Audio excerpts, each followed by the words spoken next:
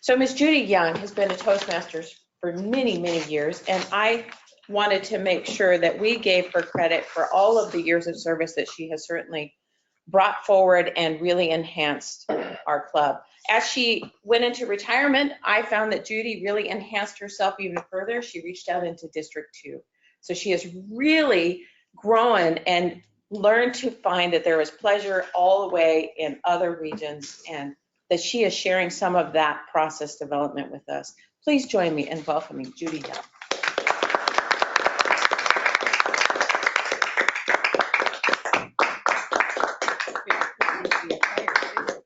Thank you very much. Yeah. Founded Vice members and guests, I am delighted to be here tonight. And it looks like I am speaking to people who have organized contests or participated in them. Have you been in a contest, Steve, or organized one? And I think that's true of the people online. My first experience in organizing a conference was when I was an area director, called an area governor. And I heard the term, we're pulling it off. We did pull it off. We pulled off an area contest. It was okay, not bad, not spectacular, but not bad. However, at the end of it, I said to a friend, I will never organize another Toastmasters conference. She said, until next time. Little did I know how true that was. It had been such a struggle to get a good venue, get my volunteers on time, find a good chief judge, know the rules, the 27-page rule book that I felt overwhelmed during much of the process. But I think that my friend was right, because she sensed that I could see the benefits, even after all that work, seeing some of my club members and other clubs in my area compete very enthusiastically and do well. And some of our clubs grew as a result of guests we had brought to the contests. Well, contests can be fun and inspiring. And hopefully you will not say after you've organized a contest, I'll never do that again. We have 3 experienced presenters who will help you know your way through. Then we will break into 3 small groups. One talking about how to promote your contest, one talking about how to find your volunteers in a timely fashion, and one talking about how to select and train 3 volunteers that require a little bit of special selection and training: a chief judge, contest chair, and a contest toastmaster. You want certain qualities and you want to be sure they are really on top of it. Oh, if you're planning a contest, where do you start? And for those of you who are district leaders especially, I recommend that you simply go to Toastmasters International. You do not need to log in. Go to Leadership Central, go to Governing Documents, scroll down to Policy 6.0. It's 2 pages, 5 sections. It's the basics of the contest that Toastmasters International recognizes, which include the International Speech Contest and the Evaluation Contest that we're concerned about tonight, because we'll be having those at our annual district conference. It includes who's eligible. Be sure that your contestants are paid up members of a club, that of course they're not judges, and they're not giving an education session at the conference at which the contest is held. And then there's, I think, 3 or 4 other major points that are easy to read. Then go back to TI Leadership Central and click on Speech Contests. On your left-hand side, you'll find very many interesting things. One is rule book changes.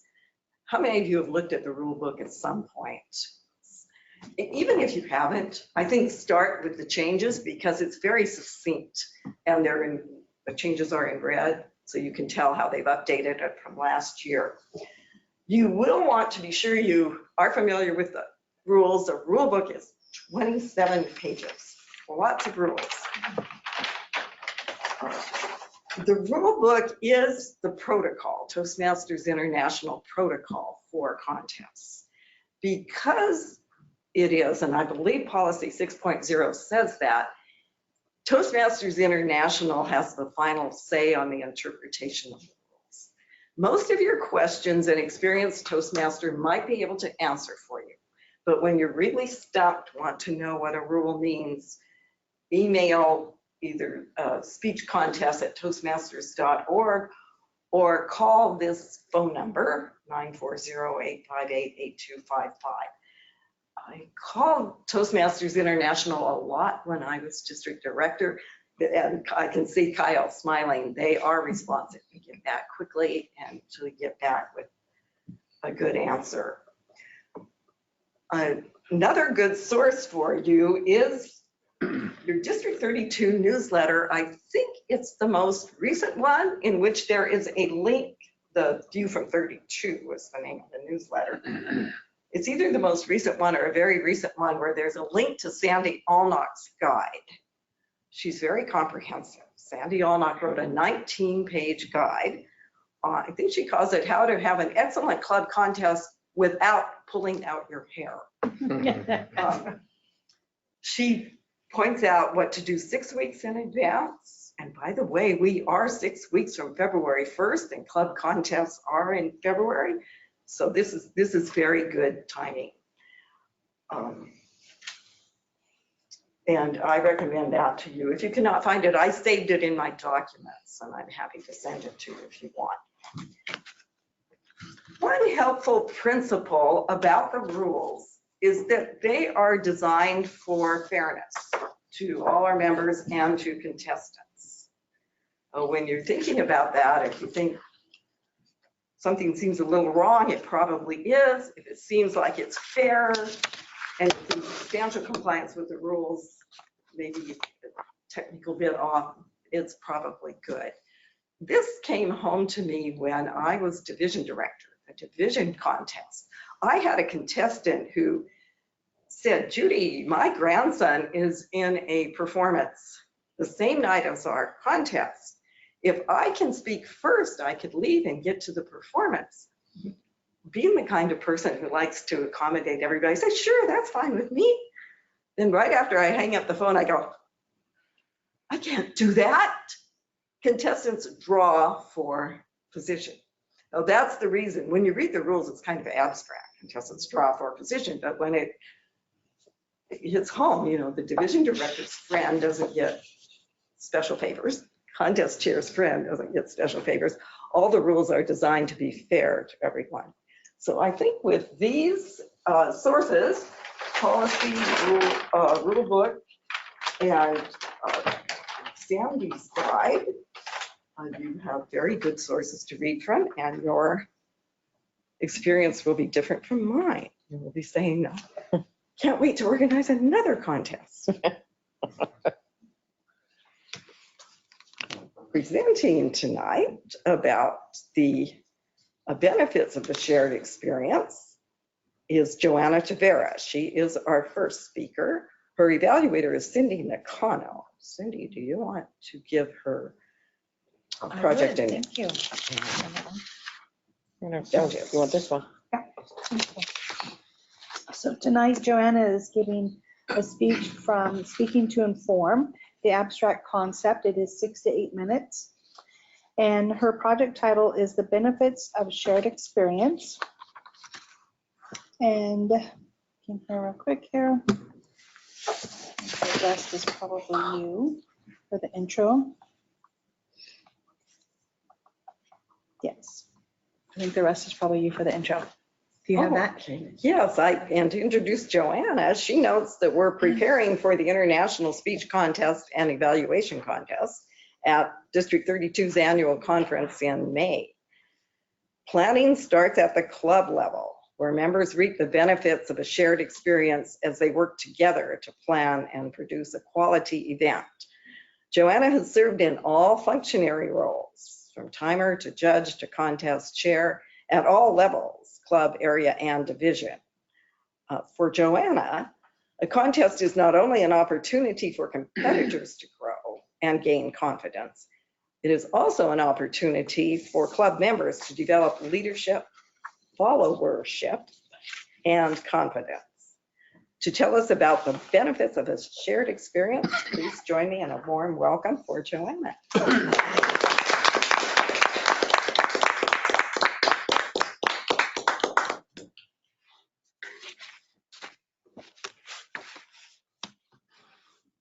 Leadership, followership, and confidence.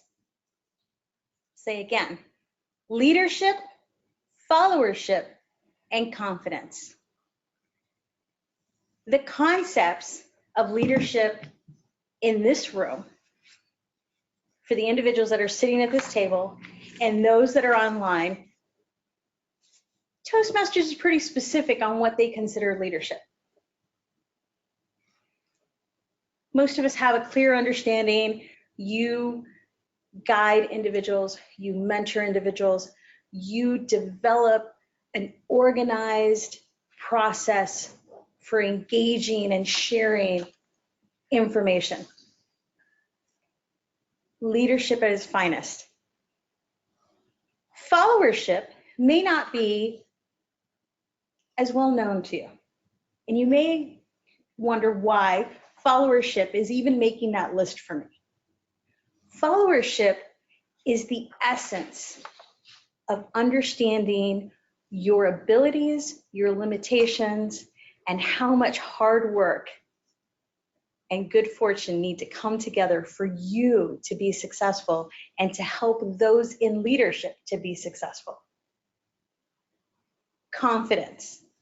Confidence is the tenet of what Ralph Smedley put forth for one of the visionary purposes of Toastmasters, building confidence in speaking, listening, sharing ideas, having confidence.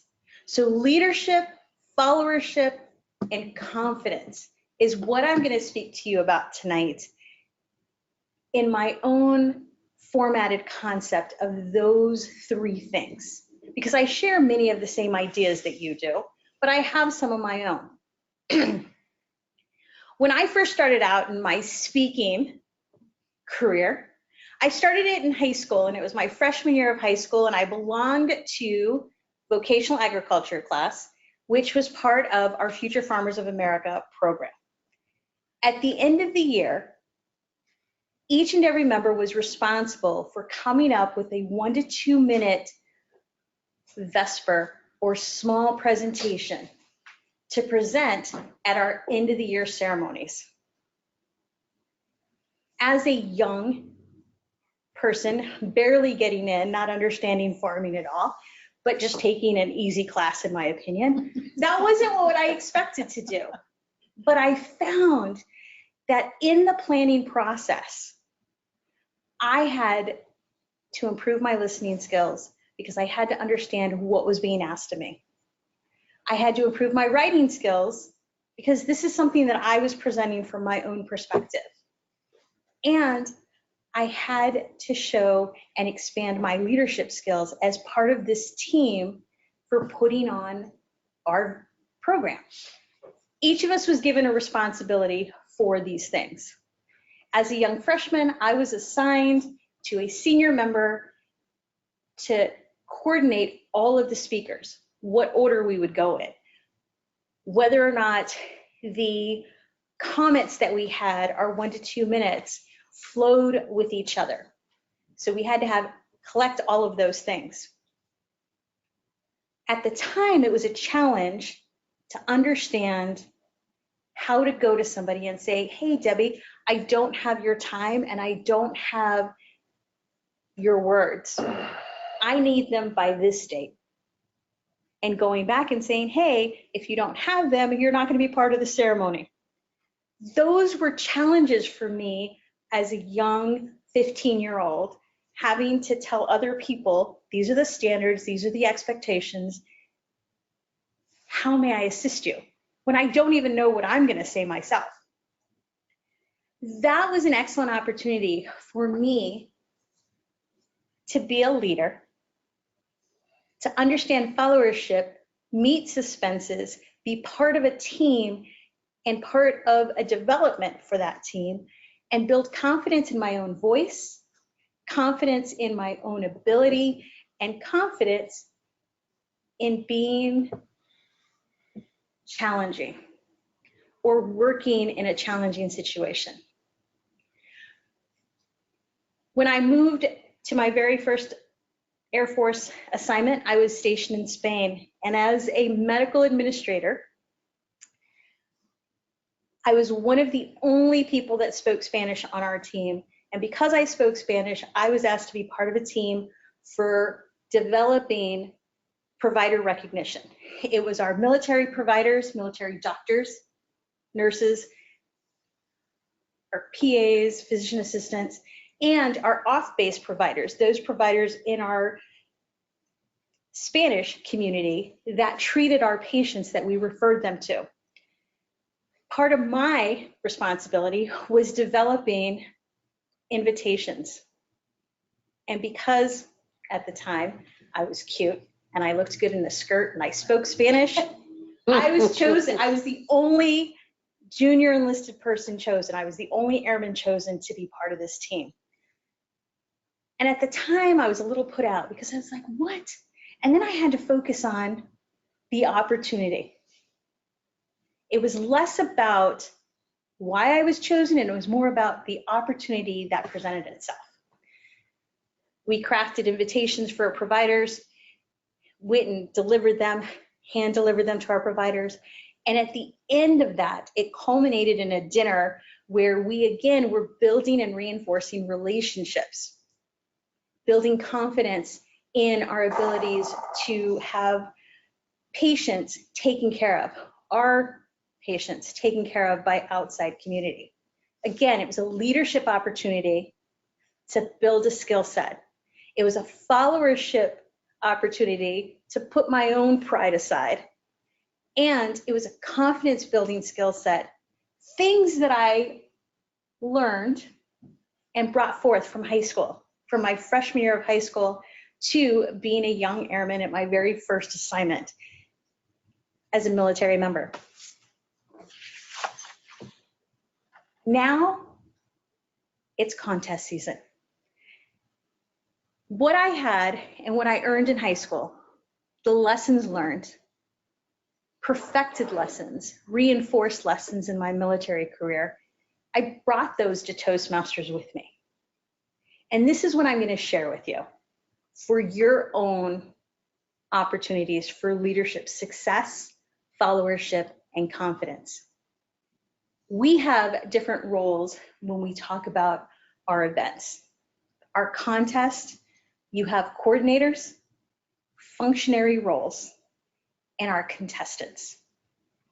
At the end of the day, in my opinion, contests are about the contestants. It's not about the coordinator. It's not about the functionaries. It is about the support, the leadership, and the followership that we learn, those skill sets of networking, those skill sets of confidence and communication, directing, understanding how you fit in a team that help us to understand how contests are one of the earliest times in our Toastmasters careers that we have to reinforce those leadership skill sets. Helping coordinate an event, understanding rules, processing that information, followership, fulfilling responsibilities, stepping up to the plate, and then also making sure that you meet your suspenses. And thirdly, the confidence in being able to open up the door, allow your contestants in, allow your guests in, so that you put on what I call a good show. And support our contestants, because that is what, my opinion, contests are about. Each of us comes to Toastmasters with different leadership abilities, different followership abilities, and different confidence levels. But our tenet of Toastmasters is the continuous growth of all three. And as you go forth to put on the next contest, whether you're a functionary, a contestant, or a coordinator. May you increase in all three. Madam Toastmaster.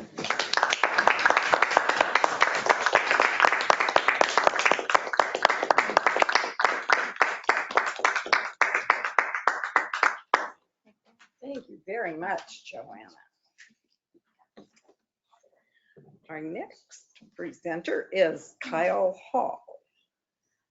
Kyle notes, and his evaluator is Debbie Baker, who will tell us his objectives and project. Give me the paper. All right. Kyle is speaking from Engaging Humor, Level 1, Project 2, Speech 1 in the Pathways. And he has asked that I do additional focus on suggestions for making the speech funnier or more useful. Doesn't really have a depth of the objectives, but it does say the purpose for the project is for the member to present a speech on any topic, to receive feedback, and to apply the feedback into a second speech. So hopefully then he would apply the feedback from this one. Thank you. Did you need title? Pardon me? Did I need to give yes, title? is Okay. it- A funny thing happened on the way to the contest. Oh, That is the I'm title. sorry, the time. Did you give the time? Oh, the time is 5 to 7 minutes. Thank you. Thank you. Yes, Kyle knows that we are talking tonight about how to organize a contest, and that contests can be viewed from many perspectives. As a longtime competitor who took third place in the 2003 World Championship of Public Speaking, and someone who has served as a contest chair, contest Toastmaster, and chief judge more times than he can remember, our next speaker is uniquely qualified to share these diverse perspectives. And remarkably, he kept his sense of humor. So to tell us about a funny thing happened while running the contest, please join me in a warm welcome for Kyle.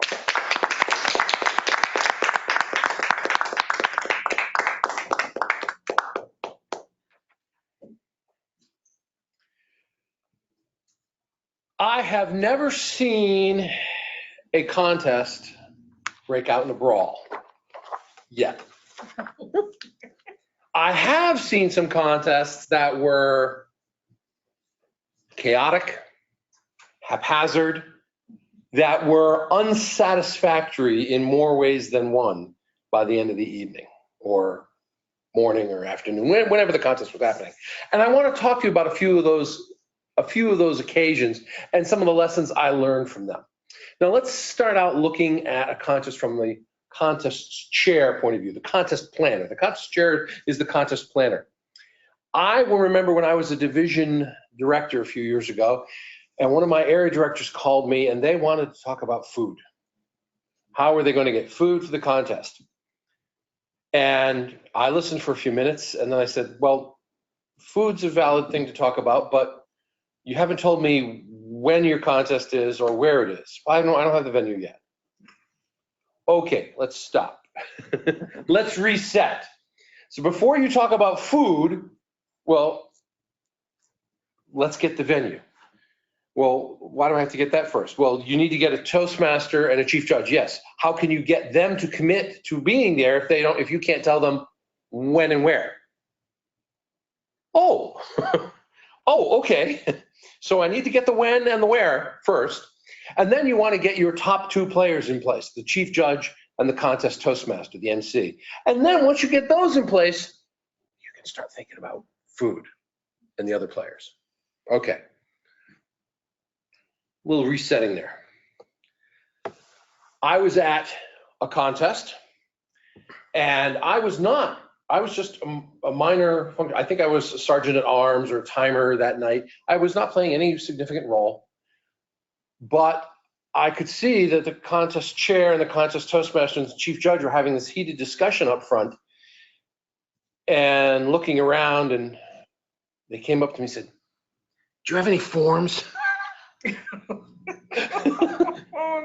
it's like, so I involved myself in the conversation, and everybody had assumed that everybody else was bringing the forms. Now, we're a group that communicates. I mean, we teach communication, and they weren't communicating. There were no forms, and nobody had bothered to think about timing apparatus as in timing lights or cards. So we scrounged up a yellow object, a red object, and a green object. Long ago, back in my previous district, I learned to carry around a little black plastic briefcase, which I call my contest magic bag, and it has copies of everything in it. So they were lucky I was there playing a minor role, because I could take out the forms and hand them out.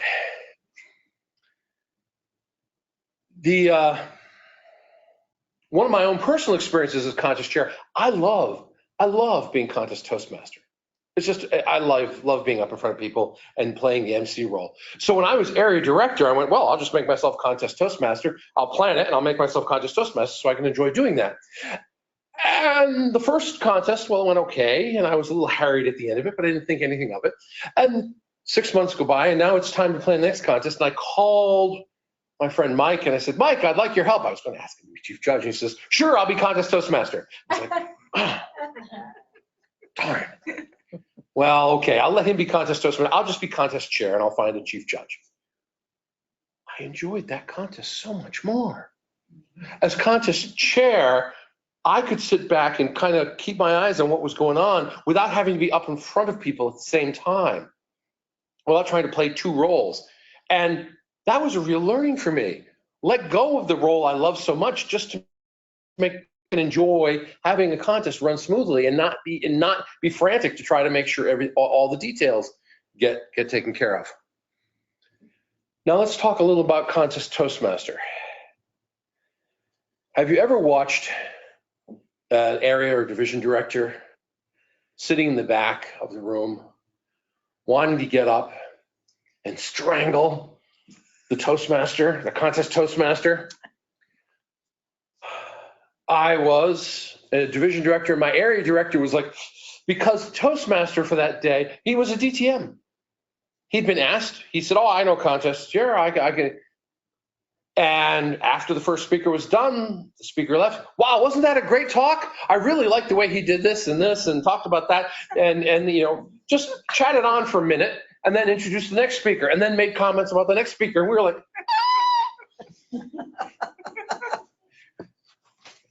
what the area director had failed to do was to reiterate the role of the Toastmaster, introduce people, minute of silence. Now, the flip side of that, I've seen Toastmasters up here who, minute of silence, pull out my cell phone, start texting up in front of an audience. What is the role of the Toastmaster? The role of the Toastmaster is to keep the attention of the audience, to make the contest flow. What I've learned the hard way is the best way to be contest Toastmaster, that minute of silence, that's tough. It's tough to be up in front of a group and be silent for a minute with their eyes on you. But accept it and flirt with the audience. Stand up there, wink at somebody, smile. But just be quiet. One of the other problems I've seen with Toastmasters is the really long interview. A four-person evaluation contest takes maybe 12 minutes for the actual contest. And then there's 25 minutes of interviewing? No. Keep the interview short and sweet. All the interviews is a time filler while the judges and counters are doing their job. Keep it short and sweet and get done with it. And one of the other mistakes I've seen Toastmasters make is they make mistakes with dignitaries. We want to recognize our dignitaries. We want to recognize people, but there's a few rules, like you do not want to give credit to somebody who's competing. So if somebody's a past district director and they're competing, you don't recognize them. Well, the simplest thing is just recognize everybody at the end of the meeting. Don't recognize anybody at the front. Recognize them at the end. I think the last thing I want to mention is from a chief judge's perspective is on rule books. I recommend reading the rule book, as Judy said. What I do is I take the rule book and I put it by my bed at night. And I'll read a page or two and then I'll fall asleep. For the next night, I read another page or two and I fall asleep. After a month, I've got the book read. But the other thing is have a copy of the book there. What happens when there's a dispute or a question on the rules and the chair and the Toastmaster and the chief judge are all going, I thought you had the rule book. Have a copy there. We're a group that functions on communication and leadership, but we need to communicate and we need to think. And maybe spend a little bit of time with preparation. And if we do that, our contests can be smooth. They can be crisp. They can be effective. And most of all, satisfying to all parties involved. Madam Toastmaster.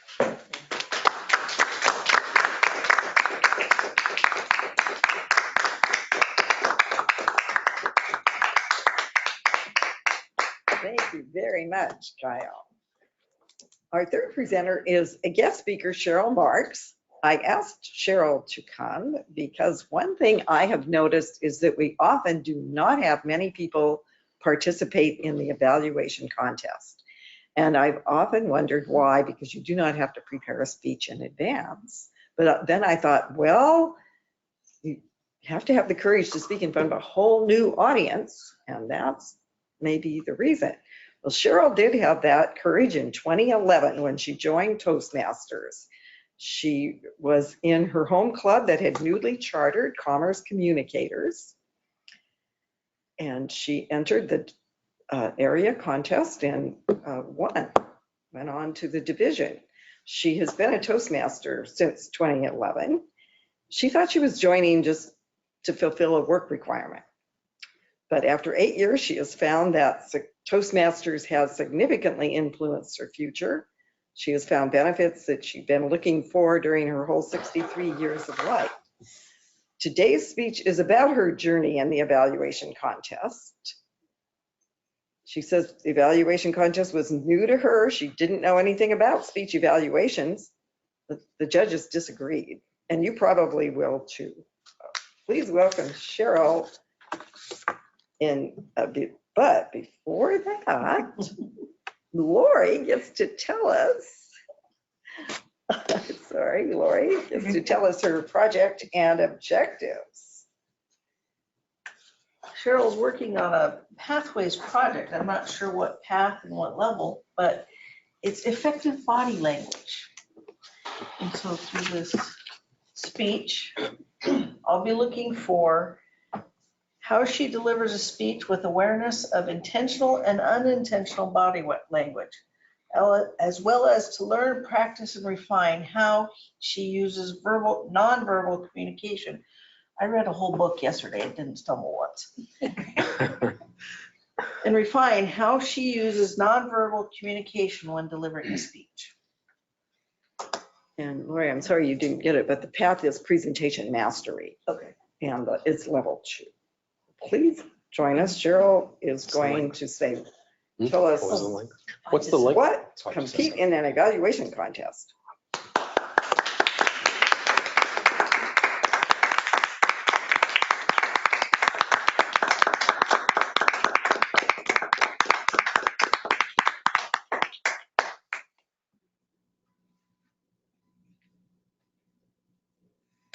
Oh no, what did I just do? I joined a charter club. I found out that charter clubs, you don't have to have qualifications to be able to compete, that you can compete in your first year as a chartered club. So that's what I did. I thought, okay, nobody agreed to do the evaluation contest. I can do this.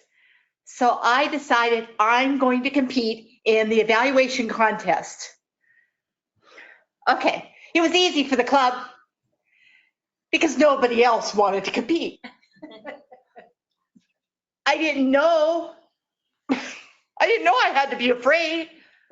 I didn't know that a speech contest was more than just standing up there and saying a speech evaluation. I thought this is going to be easy. I'd never gone to a speech contest before. I thought it was like in the club experience. You walk up and you give a speech evaluation for the next speaker, the speaker that spoke. And that's it, you're done. So I went on, it says it was a club and I won because nobody else wanted to compete. That was easy. So I went on to the area. Okay. I told you, I didn't know what to expect. I didn't even know I was afraid yet. I didn't know I even need to have courage yet. I could get up in front of my club. Okay, here comes the area. Brand new in Toastmasters. Walk into that speech contest, and immediately I get afraid. I see all these people. I think, what in the world am I gonna do? I literally got really afraid. More afraid after I found out who was competing with me. Many of you probably know George Sharp. I knew he was good. I was scared to death because I was competing against George Sharp. I didn't really know how the others were, but I knew George Sharp and I knew he was good. So I was chosen to be, I think I was number 2. And I sat there before they started the contest and I kept pacing and pacing. Well, back then I didn't have a walker, but right now I do. So, but I kept pacing. And I thought, I'm just going to go for it. I'm just going to jump in there and I'm going to do this contest and I'm going to be good. So I did. I stood up there confident. It was really easy when I found out who the test speaker was. It was my friend, somebody I knew when my club got chartered. It was Bill Harris. I love listening to Bill. So I thought, oh, I'm going to love this because I love Bill speaking. He is so, so good. So I sat there and I just really got involved in listening to him. And it got easier for me to think, I can do this. As I listened to him, I got more involved with what he was saying. And I liked it. When he got done, here comes the hard part. I went, oh, now I've got to do up the speech evaluation. Hey, this wasn't as hard when I was in my club. Oh, I just got up there and just kind of just, told them what I thought. Now I have to do 5 minutes, write down what I want, think about what I want. Okay, I don't know about this. I really need to get some courage up to do this. I can do this. I can do this. So I went out there 5 minutes, wrote down what I thought. It was my turn, number 2. I walked out there and I stood confidently and I looked directly at Bill Harris. And I told him with my heart the way I felt about what he did. And I kept my focus on him, but I scanned throughout the audience. Just so they know you were there too. I finished, gave him a little bit of help on what would improve his speech. In the end, I told him, you did so fantastic. Okay, they voted. And I was shocked I wasn't number 3. I was even more shocked when I wasn't number 2. I went, oh, well, I lost. And then they called my name. Both George Sharp and I were totally shocked. I looked at him and he looked at me and I went. So I won area contest. Went on to the division. Okay, I lost. But I got the courage up to get up there, stand, and do it, even though I totally flubbed it. I got that far. What I want to tell you today is that you may have to have courage to get up there, but it's not that hard to do. All you have to realize is deep down inside, there's something there that makes you be able to do this. So to tell you guys all that whole journey and what I've come to this point has brought me to the next part in my Toastmaster journey. And this is going to take a lot of courage. But my next challenge is to this year compete in an international speech contest. And I'm working on that right now. And I can tell you right now that if there's anything that takes a lot of courage, it's the international speech contest. But I'm going to do it the same way I did the evaluation contest and just get in there and do it. So anybody can do it.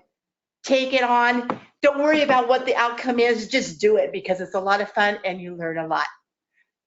Madam Toastmaster.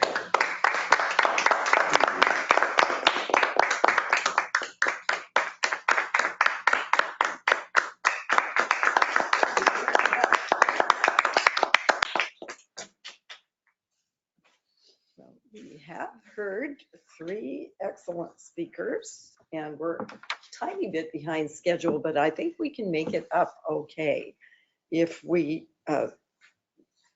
break into 3 groups, which I will talk about shortly. And if you choose someone to present the ideas from your group, do you think 4 minutes is enough for each group?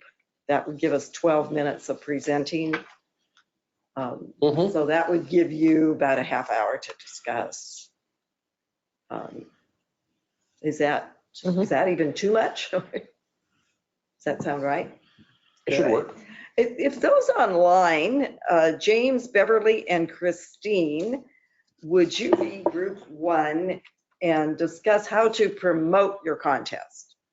And you can do it at the division.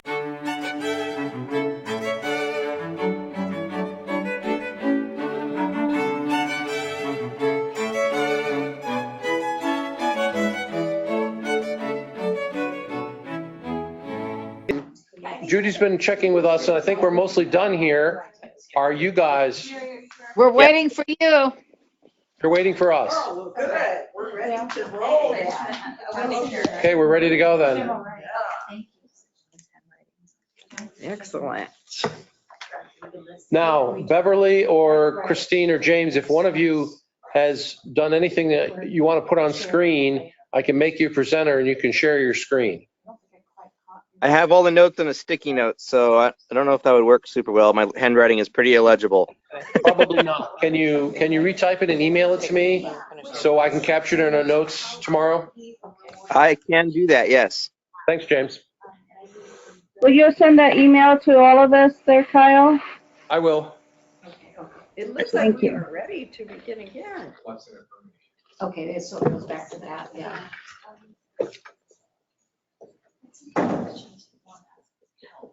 Yeah, well, yeah, again, there isn't like one thing that everybody wants. It's knowing what's their love language? right, that type of thing. Ooh. Just because your love language is a certain thing doesn't mean that you speak in that same language to other people. And that's what people get confused at. They're like, oh, I like to give gifts, but I don't like to get gifts. So you can understand you like to give gifts, so you want the gifts. No, it's not the same. I'm not hearing very well right now. Let us- Okay, we were just letting group 2 finish up there, and let us begin with group 1, the group online. What did you come up with about how to promote your club contest? The first thing we'd like to ask, Division contest. we focused on the club contest more specifically. Okay.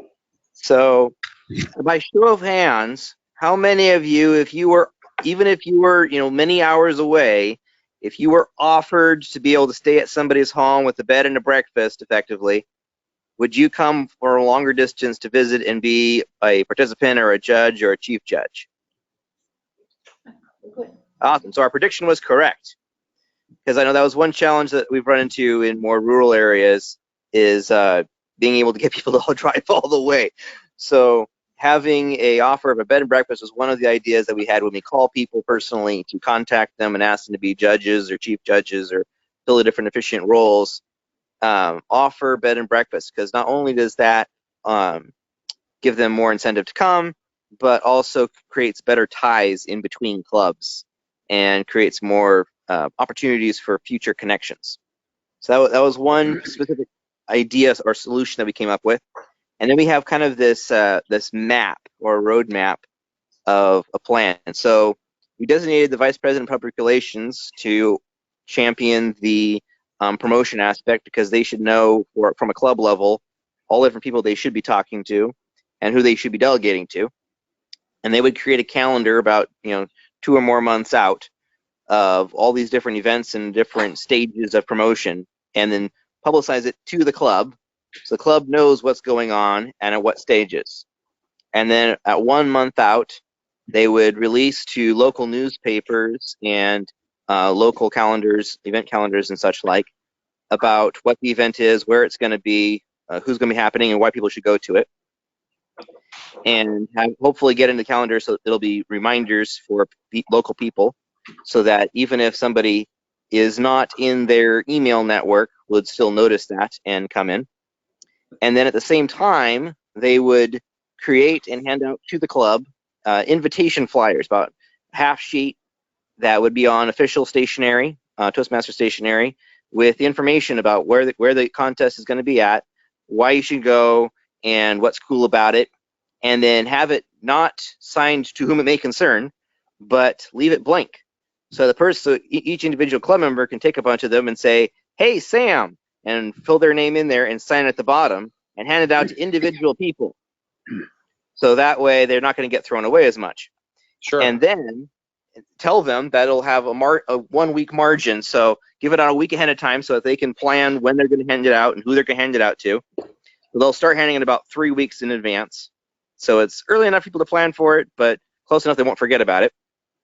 And then at the same time, hand out press kits. Basically, I remember from last time we were talking about open houses, I really like this idea, but filling out information for how people in the club should phrase their emails to remind people about, and what they should say in a phone call talking to people about this, because most people are not salesmen and they don't know how to convince people to come. And so giving them the words makes it easier for them to push through and have the confidence to actually make the sale and get people to actually come to the thing. And they'll start doing that for following up with the friends that they gave out their invitations to. And of course, at the same time, behind the scenes, the VPPR and the contest promotion committee will be releasing it to Facebook events and at all the different levels of the district and all the way down. And it'll be in official publications from Toastmasters, the D32, all that kind of stuff. And we also talked about hypnotism, but we wasn't sure about a good way to get the mind control effectively disseminated, so we kind of left that one off the calendar. But I think the main thing was having a structured strategy and timeline for the members to reach out individually with the content for them to share with them, to get out to different people to invite them.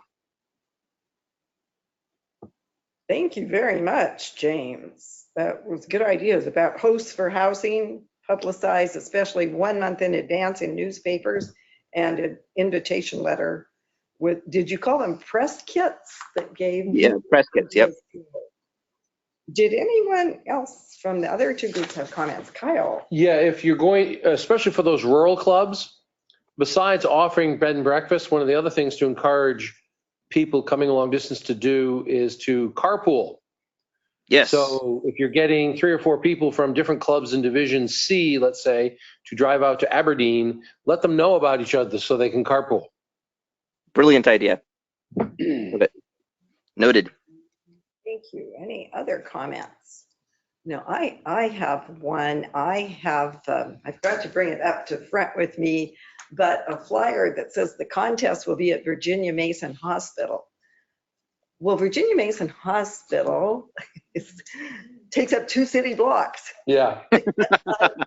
And I would have been on time if I had known which room. But by the time I found a belabored staff member to find out where Toastmasters were and which conference room, I was late. So if there is anything tricky about your venue, specify. Parking or large building, good, thank you.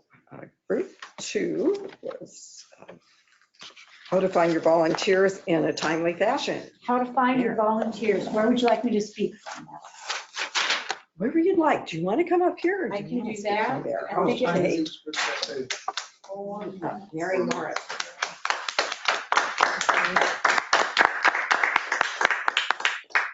Toastmasters, I think I'm gonna put it on this board and speak from it. We were how to get volunteers, and our focus, we said, was really mostly on the area division district, because we felt it really wasn't too much of a problem in clubs, although in clubs, some of these could also be true. So we started with what's in it with, for me, the with idea, the benefits of participating as a functionary. The leadership opportunity, it gives an opportunity for learning, for pushing yourself, for personal growth. So kind of have to find out what are they looking for in Toastmasters or in a contest. And if you can do that, you can then say, bridge for them how the contest might help them meet those needs. But make it tangible. Need to find out from them what their needs and wants are. And in some cases, they might be trying to fulfill a requirement that you are unaware of for organizing an event, for instance. That's been common in some clubs. And you can then say, well, I have a role for you if you're interested. Loyalty, you can draw on the relationships you have with others, especially if you've reciprocated with them in some way, where you've shared your time, your talent, and you can ask others to also make that same reciprocal relationship. So it's kind of that social compact, I think it's called, a social contract. It's a way to pay it forward, almost serve others. If you've participated in a contest yourself, it's one of the first things you can ask them. If you've participated in a contest yourself, you know what it takes to put on a good contest. We could use your help. Especially one of our members was in the group was very focused on, if she understood the process, she felt it would make her a better competitor. So if they're thinking about competing at all, they might be more interested in helping because it helps them understand what the real process is. Be direct and specific in the ask. So you don't just say, would you help with a speech contest, but it's the date, the time, what role you might have in mind for them. Rewards, to find out, this all kind of goes with what's in it for me, what does motivate them, and try to meet that need most. Remove obstacles that some people might have in mind. If they've got something in mind, like the distance, it's too far, then try to figure out ways to remove those obstacles so that they can't use that as a reason for not participating with you. We set a set of questions. I think I've kind of covered them, but there is a set of questions you could ask, like, are you considering competing? This helps you understand that process better. If you ever competed in the past, this helps you help others be good competitors. And then our final couple of ideas were, this is a good team building exercise. You could ask your whole club to participate as a group. And then you could build on those relationships that exist within the club. Before you recruit, get yourself organized. You need to be trustworthy. You don't want to have the example that Kyle told about, and that was a little nightmare scenario for all of us. That's a cringe moment. Tap into people who seem interested in learning more about Toastmasters, because for many people, it's the first time it really brings the layers of Toastmasters to life beyond the club. Not of Toastmasters.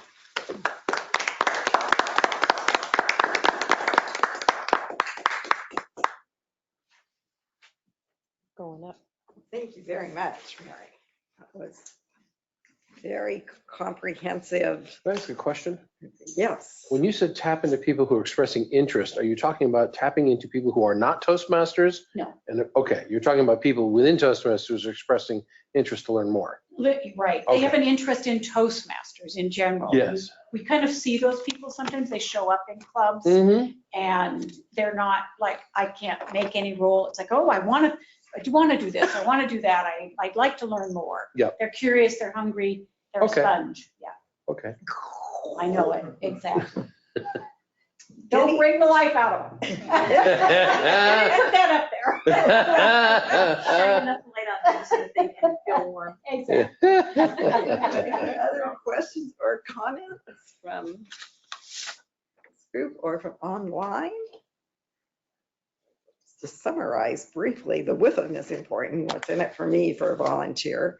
And to point out there's an opportunity for growth, be tangible, specific about what you want, draw on loyalty and have people pay it forward, find out what motivates the person. Work as a team sometimes, and people can be part of the team, the club that's sponsoring a contest, and remove obstacles. Make it as easy as possible.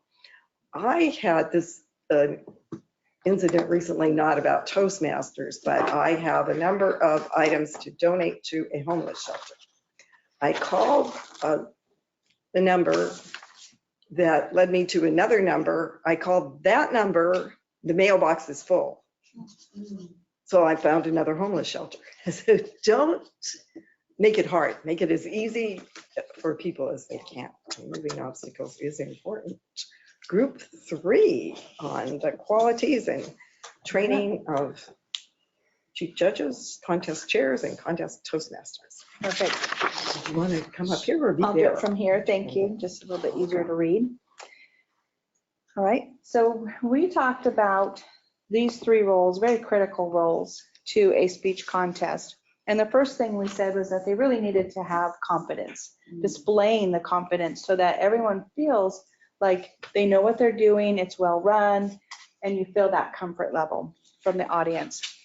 And so we thought, that was great for all 3 roles, but also for 2 of the roles, we thought recruitment was important. So it's kind of coming in on the last group is the comfort there with either recruiting or being able to ask. So they've had some experience in that. And they gain that confidence through some of our next things that we have on our list.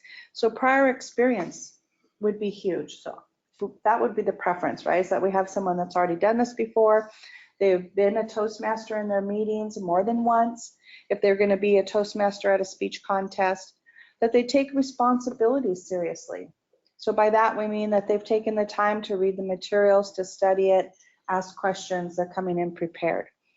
They have a presence. A lot of us have heard Kyle's speech about having a presence. This is more so for that Toastmaster that's up front, but all of them, again, relaying that confidence there.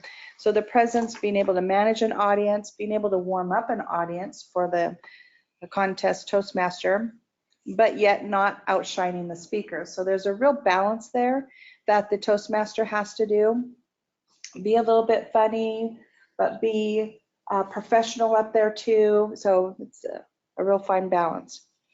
Organization, follow through. Again, that you taking the time to read the forms, not waiting until you get there and think that you can, quickly fill these out. Some of them are a little bit more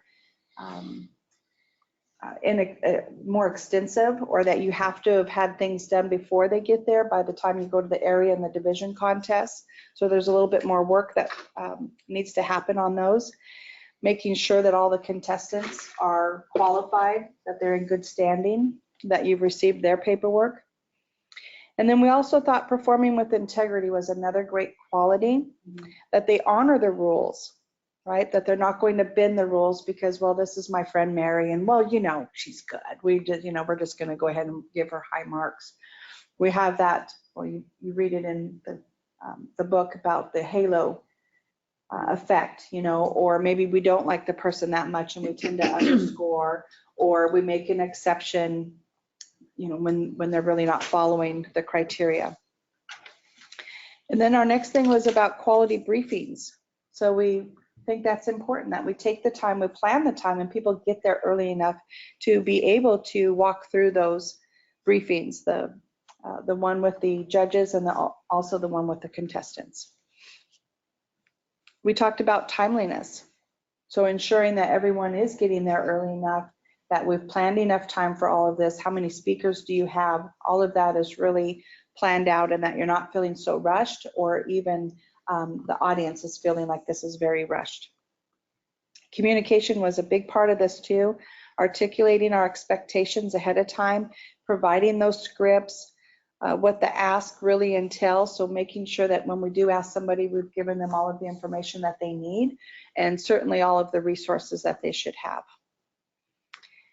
And then we had a what if, that we think about what could happen and that we're prepared for that in all three roles. So you as the judge, what could come up that you might need to address? You as the planner, what could happen, and also as the Toastmaster. I love that Kyle mentioned there was a Protest due to originality. protest, and it was like 45 minutes, and the Toastmaster was not prepared for a 45-minute delay and walked off the stage, right? Instead of finding something to do, and someone else jumped in and did impromptu table topics to fill the time. And so we thought what a really great training tool that would be is if we could capture some hypothetical set of questions based on those roles. So I would like to see District 32 maybe start putting something like that together, what we have experienced. I'm sure many of us have had the really odd things that happen. And then lastly, we had resources. So this was some of the training again, resources. Think about, again, studying the materials. We've been talking about the contest book. You should know it inside and out. Go and observe other contests. Look at Toastmaster magazine articles and get a mentor that has performed these roles before. Thank you. Thank you.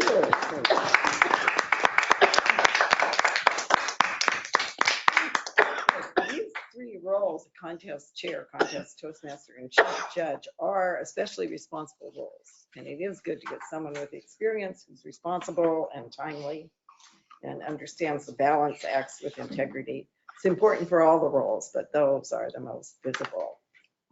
And quality briefings are important. I like your what if idea.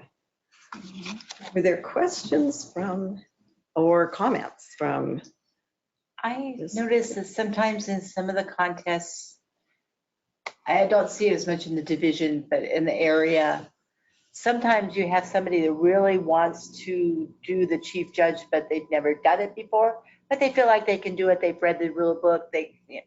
But it's really, sometimes it's important to know that there might be somebody that's been chief judge like 2-3 times before and wouldn't mind being right there next to that person and mentor them. So even if they don't have prior experience, if they have somebody that's has the prior experience and would be willing to mentor them, they would be there right with them at all times and be able to help them to be able to learn more. And the next time they would do it on their own because they had a mentor there to help them. Sometimes that can happen. That can help. Are there any comments or questions online? I had one in reference to the What If project. That I was just thinking that would actually make an excellent HPL, possibly, of having somebody interview a lot of people who have lots of experience throughout the district, and then find all of the nightmare scenarios of the cumulative experience of the entire district, and then write like a kind of like frequently asked questions, but frequently encountered catastrophes, and have a whole documentation or even maybe a wiki dedicated to contests with all the resources and all the advice and possible solutions to it. Would be actually really fantastic resource.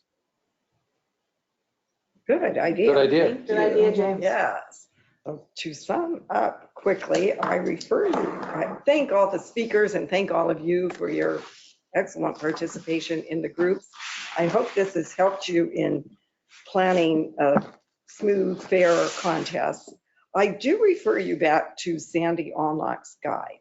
She has scripts as well as time, like I say, 19 pages, very thorough. And the link is in your latest edition of Review from 32. Kyle. There's also a good page on the District 32 website under Club Resources Contest. There's a good page of resources for the contest planner.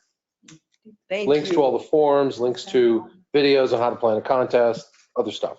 Thank you. There are also tutorials on the TI website. Okay. There's 3 of them. I think I listened to one. It was excellent. I look back at my planning of the contest where I said I'd never do it again.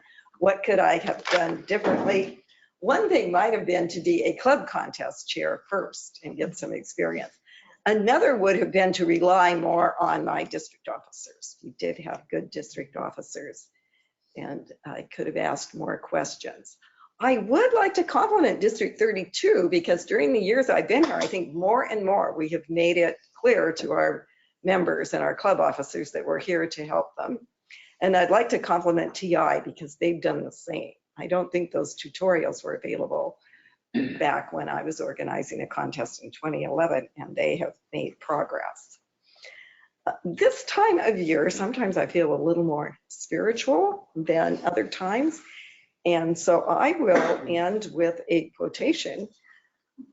I slept and dreamt that life was joy. I awoke and saw that life was service.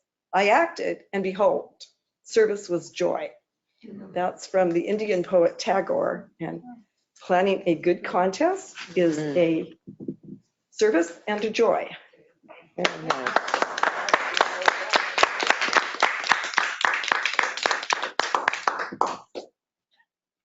Madam General Evaluator, Mary Morrison.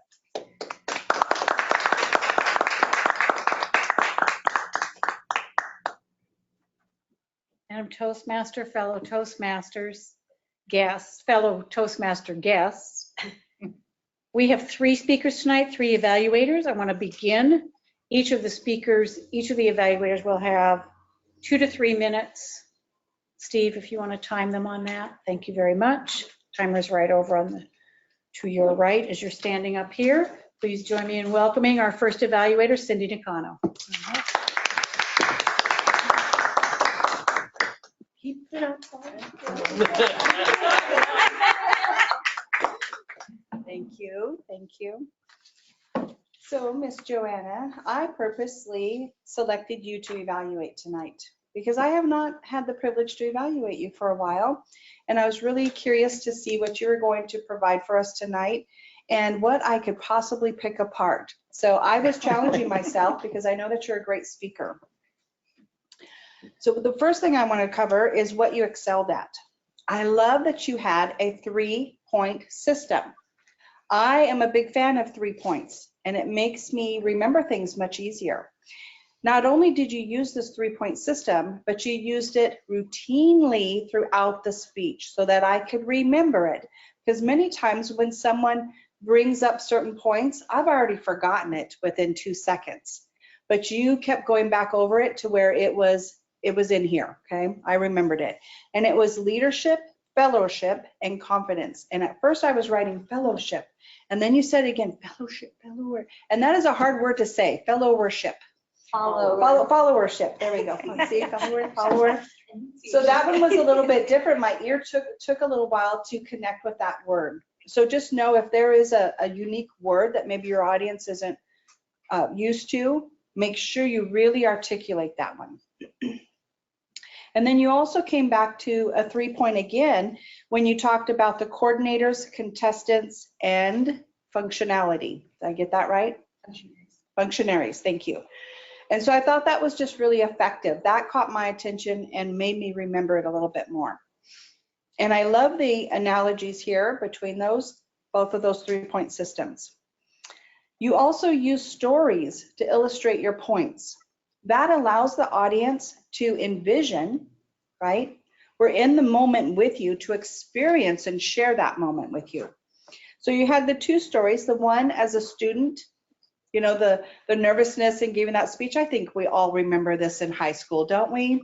Where we had to participate in like a speech class. Oh my gosh, it was horrible. And then moving on, you're a little bit older here in Spain as an airman doing a ceremony. So I thought those were really great opportunities to bring those 3 points in, and you delivered it every single time. What I would suggest that you work on is I still caught some breathlessness. And when there's breathlessness, it makes me want to breathe for you. I start to feel a little bit of anxiety. I don't know if anybody else experienced that. It's just me. Is it nerves? Is it that she's not pausing? I'm not sure. Only you could probably answer that. Movement. You did great with the gestures tonight, but Joanna, please move for me. You have all of this space, and I love that we keep these two tables up here so that it makes us realize we have this space to move. So I did see you step backwards for something, like your past, back from the high school time to the forward. That was wonderful. But now let's get over to the sides. And you had an opportunity here with your 3-point system. You had 3 spots that you could go to. The very first one, leadership. The second one, followership. And the third one, confidence. There's your opportunity. And you don't have to do it every single time you bring those 3 points up, but at least the first time and probably the last time that you use it. Okay, that could be very impactful.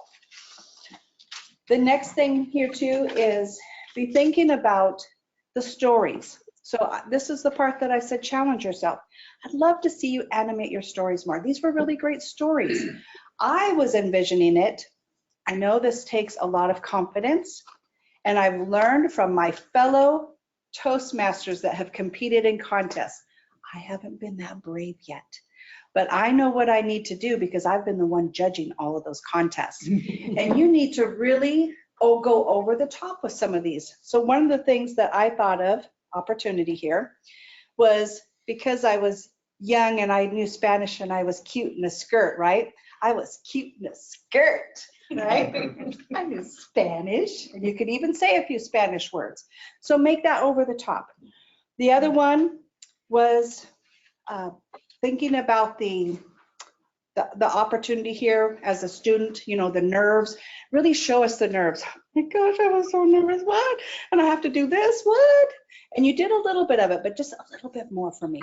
So think about your actions and your voice to bring that in. Overall, I thought this was a great speech. Thank you for allowing me to evaluate you tonight.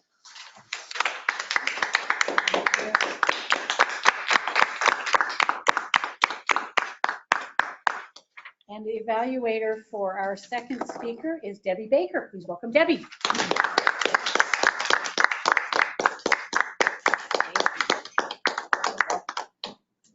Too many papers tonight. Switching to Kyle's, there it is. Oh, hi, Kyle. Not where I expected to see him. Kyle, I really enjoyed your speech. One of the things that I also want to make sure I mention right away was I liked that your outfit was neutral. I was able to pay attention to the hand gestures as they move, and you tend to keep your gestures in this zone.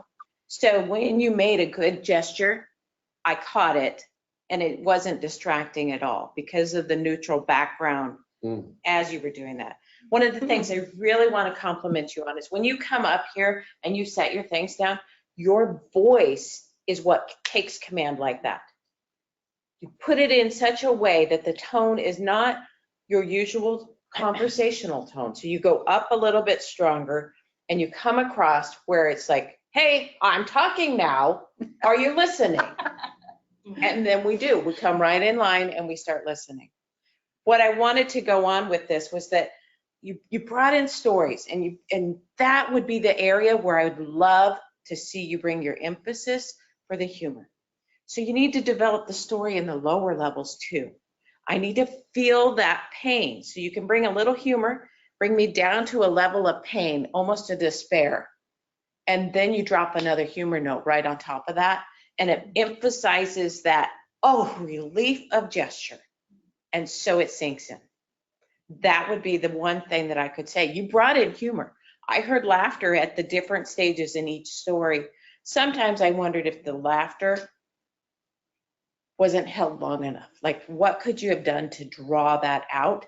And in those, my challenge would be just to consider adding that pause or hold it. Some of them were with a gesture, and some were just a moment. But then you went right on. And so we didn't let it sink in. I'm thinking of the story where you were talking about how none of them had the forms. That is a heart-dropping moment. So you add all that extra emphasis, you build on that sweat and that they are frantic. And then I had my magic box and I bring it out and I saved the day. I'm in the group around would be like, oh, thank you. You know, you helped us to be at ease over that whole contest fiasco. That is one where we don't even know, is there a copy machine in the room? Is somebody going to quickly scribble out all of these forms, you know, so all that extra emphasis that could come in. I know that in my head, my immediate action response for an emergency is, what can I do? And I have saved the day on many things, but in a stupid way. And so it's that kind of thing, though, where let us ponder and reflect, what might we do in those moments? The other thing that I really enjoyed about it was that you had this thing on, you talked on the Toastmaster and the importance of that role, and on the contest chair. Build those up. Where are we going with that? And then we'll go from there. I just got my red card. So, anyway, those were the things that I loved, and I love that you brought the lessons learned. My challenge for you, again, would be to come back and just really build the high to the low to get more humor.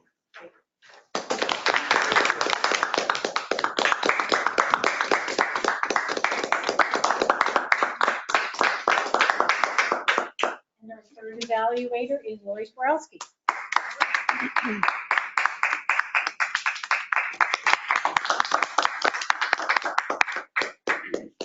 Masters, Cheryl, thank you for making the trip up here.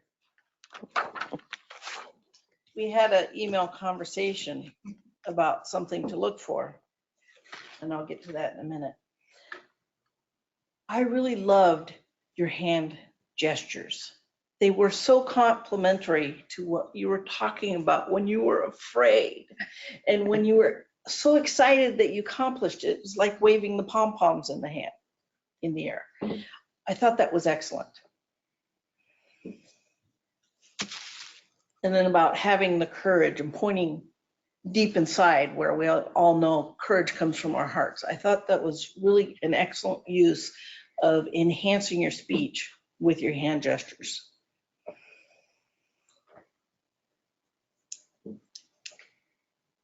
You parked your walker back here. And I think that's a part of you all the time, right? Yes. You're not going anywhere without it. And I got to thinking about, could we have put the lectern down? Because if that's a part of you and you're going to give a speech, don't let that be separate from you. Don't apologize that 8 years ago you weren't using the walker when you were pacing. Just use it. Don't tell us that it didn't used to be there. We may or may not have figured that out. But does that really matter? You have it now. It is a part of you. So go ahead and have the confidence to use that in your speech as the prop that you need it to be.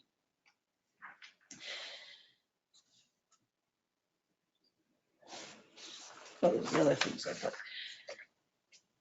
I love this form, the pathways evaluation form, because you can score and you can add comments. Your purposeful movement. I loved that you cheered yourself on. I loved the hands on the face. I loved all the expressions of how you used your hands were so enhancing to your speech. I really enjoyed how you expressed your fear of competing against George Sharp, and we could all get that. I'm glad you thought of that. So really, the thing to work on is, like you asked me to watch for the use of your walker, is if you intend to use it, demonstrate that and have confidence in using it, because it's a part of you. It's just like taking off your glasses, right? I can't see you guys without this. It's a part of me. I have to accept it. I appreciate you taking the effort to get here today and share with us. I really enjoyed what you had to say.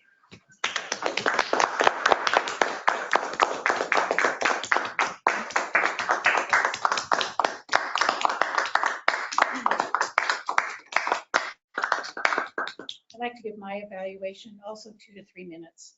Steve. Aren't you glad that this isn't an evaluation contest in which we would have to evaluate the evaluators and come up with a winner? Because I thought they all did an exceptional job for tonight's speakers. And let me get very specific, as though I too might be competing in this contest. Cindy, I love how you said you were purposeful in evaluating Joanna, because you have not done that for a while. And you gave her a lot of really good specifics on how to grow and how to challenge herself. But you started first with what she did, what she excelled at. So you lifted her up. And then I knew that whatever you were going to share with her about what she could do to get even better was done with a sense of thoughtfulness and out of love.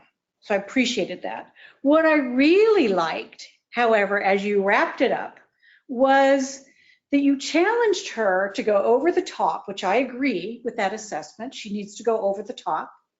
And improv class helps with that, in case you're ever interested. But you did it by giving her a specific example of how she could pace herself by using those trios that she was so good at. So it was a really good way to effortlessly go over the top. Debbie, you started off with two very specific and concrete ways that Kyle helps us pay attention to his message and to him. I loved the finger snapping, because if I weren't paying attention to you until that point, you got my attention with that. You don't have the same vocal that Kyle does, and you can't try and you can't compete with that, but this works. Then you gave him some very specific way of adding a little bit of humor to the story. And Kyle's a great storyteller. He tells a good story, but I loved how you told him go deep into the pain and then break it with humor. And you gave a very specific example by talking about the magic box, where he could have just even done it in that one example would have really helped us. So excellent job on that. Lori, moving to you. I love that you communicated with Cheryl in advance. I always like when speakers connect with the evaluators in advance, because I think it brings a little extra layer of thoughtfulness to the evaluations. And then you really gave her, again, some very specifics of the gestures. It was clear you were paying a lot of attention to what she was doing, including the heart one. George Sharp, how is it that we all know George Sharp and none of us would like to compete? George Sharp is, oh, Kyle, of course. You're right, you could do it too. But I think what really, if I were Cheryl, what I would have walked away with was a lot more confidence. That brilliant move to say, your walker is my glasses. I would no more consider getting up here without my glasses than you should. So confidence with your walker. You're absolutely right. No apology, no explanations owed to anyone. Thank you all for that. This was a fabulous meeting. I am so glad I'm here tonight. I'm so glad it wasn't an evaluation contest. Keep it up, sound advice. Madam